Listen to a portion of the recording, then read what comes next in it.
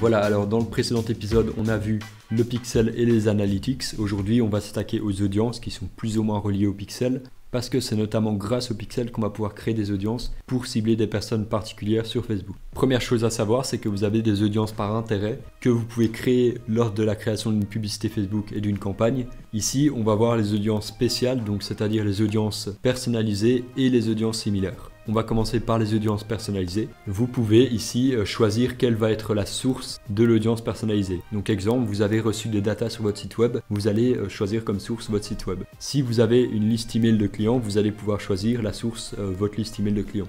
Même chose pour une application mobile ou pour une page Facebook, pour une vidéo Facebook, pour un formulaire Facebook, pour un truc shopping Facebook. Enfin, vous avez tout plein de choses sur lesquelles vous pouvez baser votre source d'audience. Donc imaginons que vous avez aussi un compte Instagram avec pas mal d'abonnés, vous allez pouvoir utiliser cette audience d'abonnés pour faire une publicité dessus. Alors ici je vais utiliser le site web de base pour vous montrer parce que c'est souvent le plus commun qui est utilisé.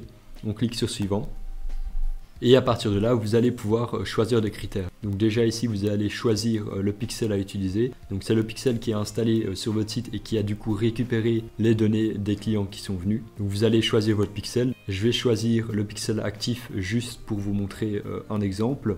Donc je choisis le pixel qui a déjà des datas, je choisis un événement, donc par exemple tous les visiteurs du site web. Je peux aussi choisir les personnes qui ont uniquement vu des pages, qui ont vu un certain contenu, qui ont ajouté au panier, qui ont été au checkout ou qui ont acheté par exemple. Donc imaginons là je veux cibler les personnes qui ont vu le contenu. Donc vu le contenu ça veut dire qu'ils sont restés sur la page un certain moment. Je vais choisir toutes les personnes qui ont vu le contenu les 90 derniers jours et je peux choisir par exemple d'affiner par quelque chose en particulier. Donc ça peut aussi bien être une URL, donc imaginons je veux uniquement que les personnes qui aient vu la page d'accueil soient dans cette audience. Je vais choisir la page d'accueil comme URL et je vais mettre par exemple est égal à et je vais mettre la page d'accueil. Vous pouvez aussi exclure des pages pour des personnes que vous ne voulez pas cibler. On va dire que moi je ne fais pas plus de paramètres. Vous pouvez ajouter aussi d'autres choses ici et je vais mettre un nom à l'audience. Par exemple view content, VC, 90 jours et pixel et vous mettez le nom de votre pixel. Ensuite, vous cliquez sur créer l'audience et vous avez votre audience qui a été créée. Donc ici, vous voyez que vous avez l'audience qui est ici et que vous allez pouvoir réutiliser lors de la création de vos campagnes publicitaires. Vous voyez ici que la taille est en attente, c'est-à-dire que Facebook est en train de récolter toutes les datas de votre pixel pour créer l'audience appropriée. Donc ça peut prendre quelques heures, voire parfois quelques jours. Et évidemment, au plus vous avez de datas qui ont été récoltées par votre pixel, au plus votre publicité sera performante. Si vous êtes un nouveau site et que vous avez installé un pixel, sachez que vous ne pourrez pas forcément créer une audience parce que juste Facebook n'aura aucune data et du coup vous ne pourrez juste pas faire d'audience personnalisée, quoi.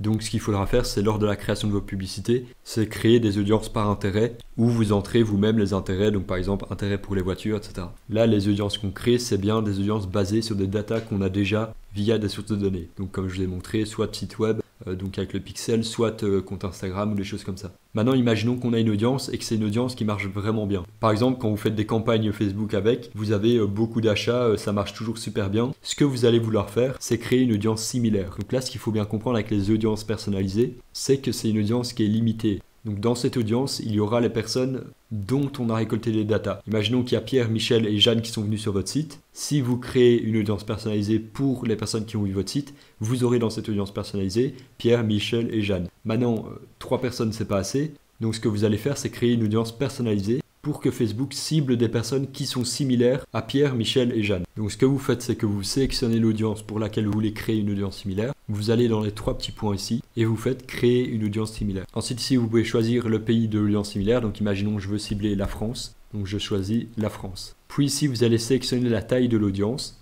Donc ici, qu'est-ce que ça veut dire? C'est 1%, 2%, etc.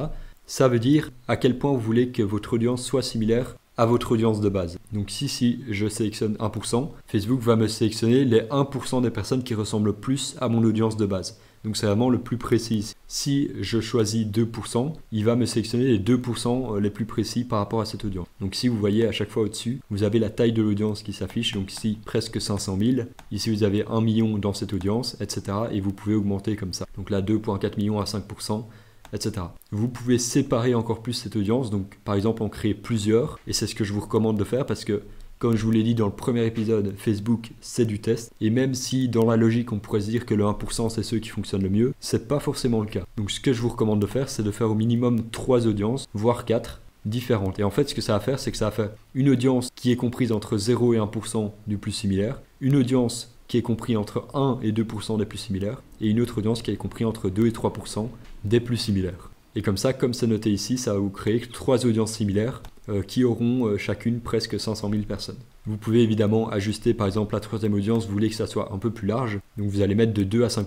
Voilà, vous avez compris l'idée. Une fois que c'est paramétré, vous cliquez sur créer l'audience. Et donc ici, vous voyez que vous avez les 3 audiences qui ont bien été créées. Et alors vous avez ici la taille qui est en cours d'alimentation parce que Facebook est en cours de recherche de personnes pour cette audience. Et puis dès que ça sera alimenté, il vous sera mis ici le nombre potentiel de personnes que vous pouvez atteindre. Voilà, c'est tout pour les audiences, j'espère que ça vous aura été utile.